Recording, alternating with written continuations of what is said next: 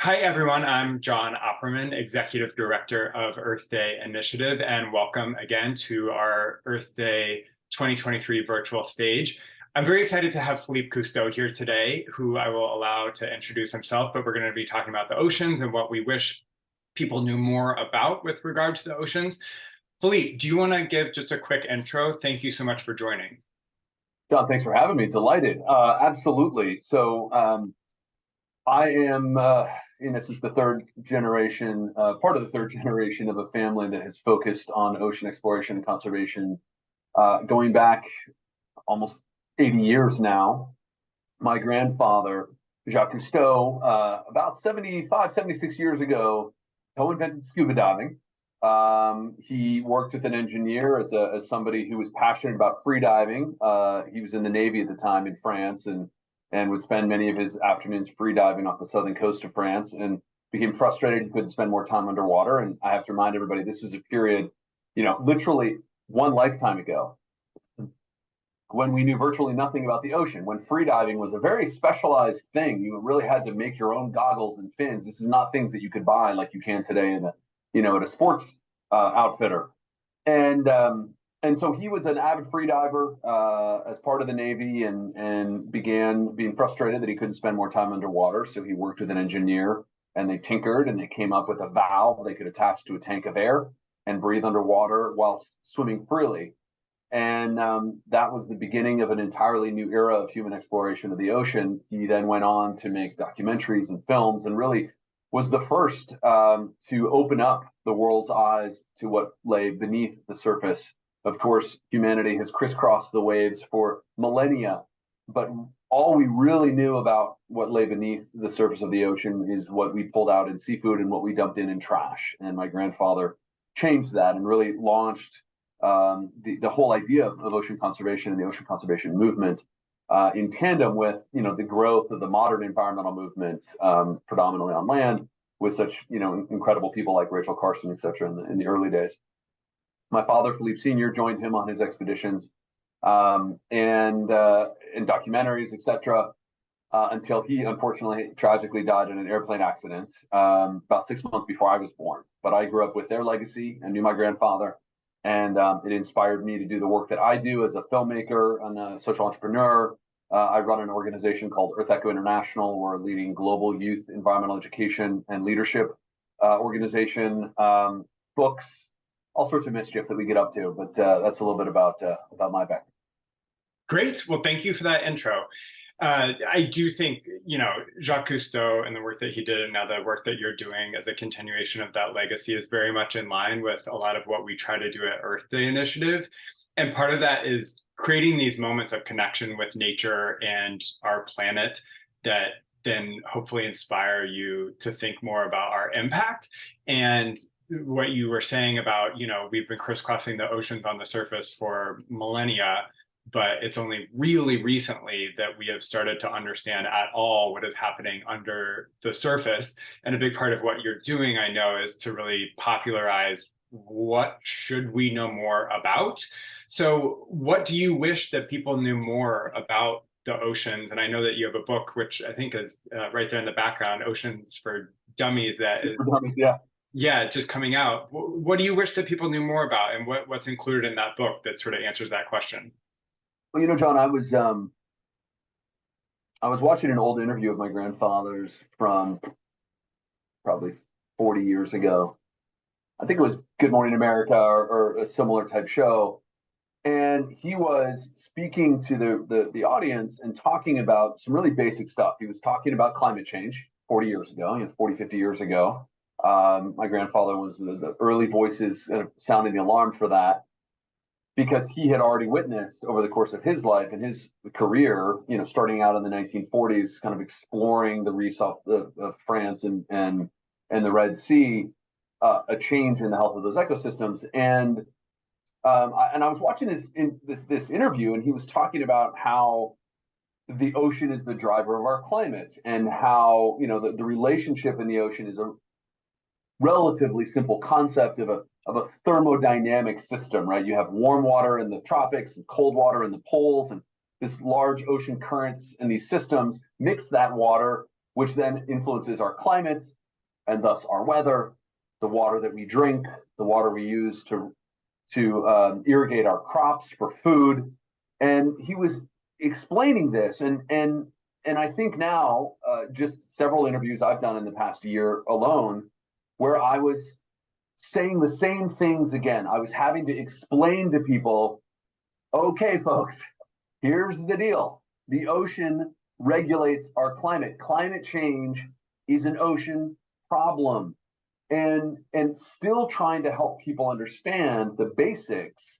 We struggle, I think, if you look at the COP conferences, either be the climate one or the biodiversity one, we're just starting to get recognition for the role that the ocean plays. These have been dominated by a discussion about the land. And that's the thing that I want people to understand, is that we've been at this a long time, and we're still struggling to help people recognize just how important the ocean is to regulating our entire living system on this planet.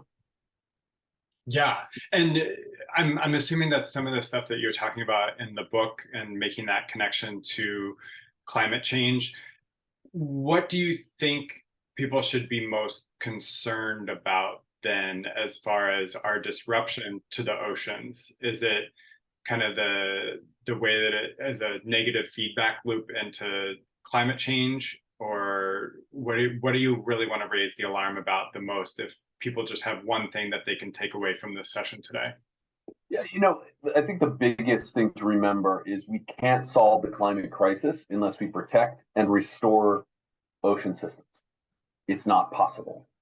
The ocean is the largest carbon sink on Earth, dwarfs the Amazon, which gets a tremendous amount of attention, as it should. But we are losing ocean ecosystems, from kelp forests to seagrass beds, mangrove forests that are, absorb 3 to 4 times more carbon than a terrestrial rainforest, at a rate that is shocking, and people continue to, I think, undervalue. So that's really just it, in particularly places like the Southern Ocean and Antarctica, that is under serious threat from overfishing. We simply can't solve this problem if we don't protect and restore the ocean. And what do some of those solutions look like? What do we actually need to do, whether it's governments or businesses or society? Well, it's a great question, and that's the good news, right? There's lots of problems. There's a litany of them. I don't need to go into them because everybody's aware. It dominates the news these days. But the good news is that the ocean has this extraordinary ability to renew itself, and I particularly say protect and restore because I think of sustainability, frankly, as somewhat of a mediocre goal. We need to really be focusing on how to restore these systems to function the way they're supposed to function, to renew and allow the ocean to renew itself. There's no question that we, have to invest in technology to carbon capture sequestration. We need to pull carbon out of the air. We know that needs to happen. But there's a lot of these ocean systems like seagrass beds and kelp forests and mangrove forests that through their renewal can be a tremendous ally in that process as well as they absorb carbon.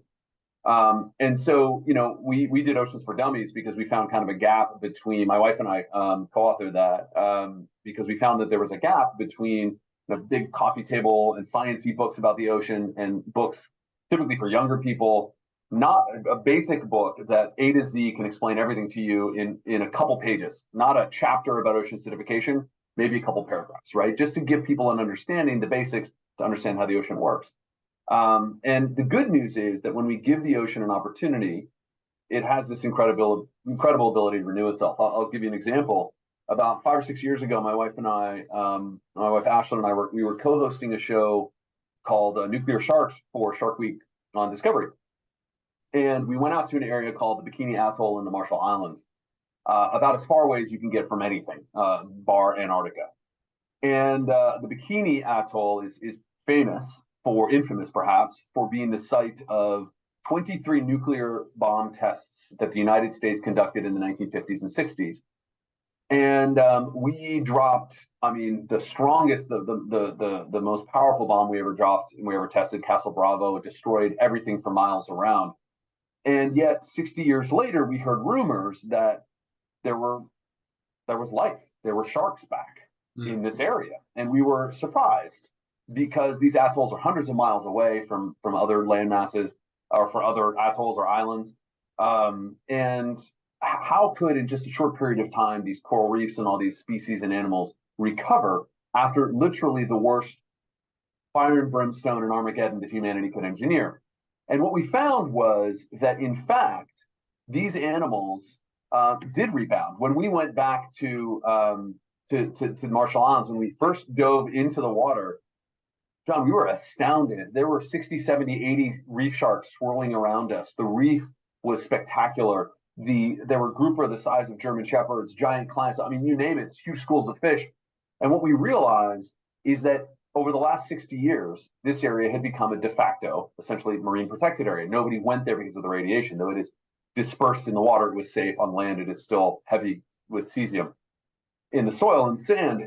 And so by leaving these areas alone, nature rebounded in a spectacular fashion. And that was, I think, a reminder to us that some of the tools we have at our disposal, setting aside certain parts of nature, like marine protected areas, we have to protect 30, I'm sure you've talked about this, 30% of the ocean and 30%, at least 30% of land by 2030 to stave this precipitous and catastrophic decline in biodiversity.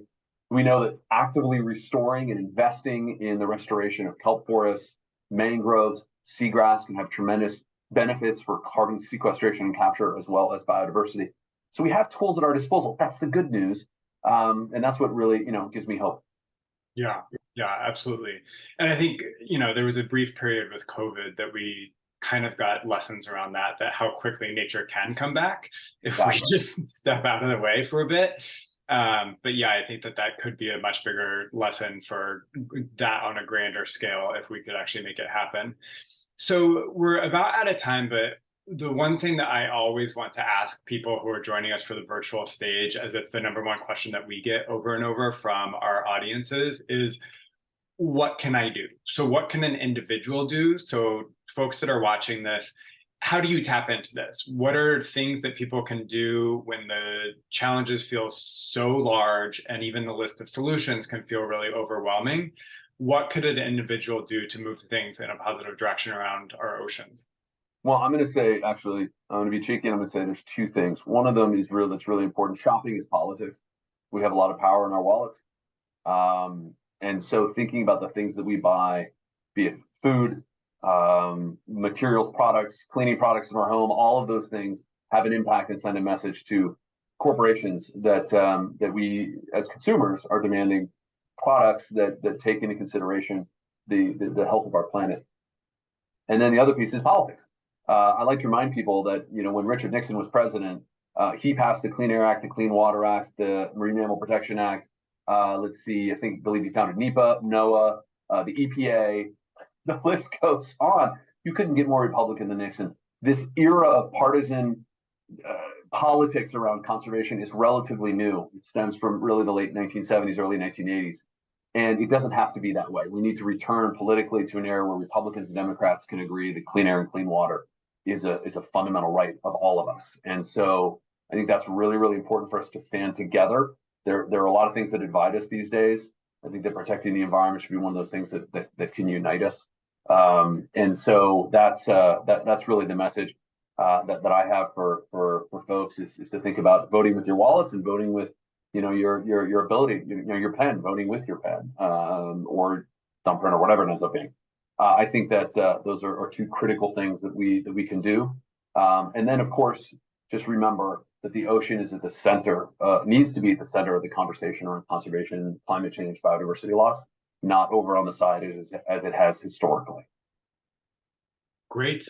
Well, thank you so much. I do really appreciate the very clear and concise and straightforward way that you communicate about this, because that's what we're always trying to do. People are very busy and they don't have time to sort of become experts in it. So anyone that's able to communicate in the way that you do about these important topics, I appreciate. So thank you. It's a pleasure, John. And I just want to remind people there's always hope. There are great things happening despite the bad news we read about. Young people in particular are leading a new movement and global revolution to protect the ocean and protect the environment and renew it. And I've got a lot of hope going forward. Good. Well, thank you. Thank you, John. Thanks for having me. Thanks so much.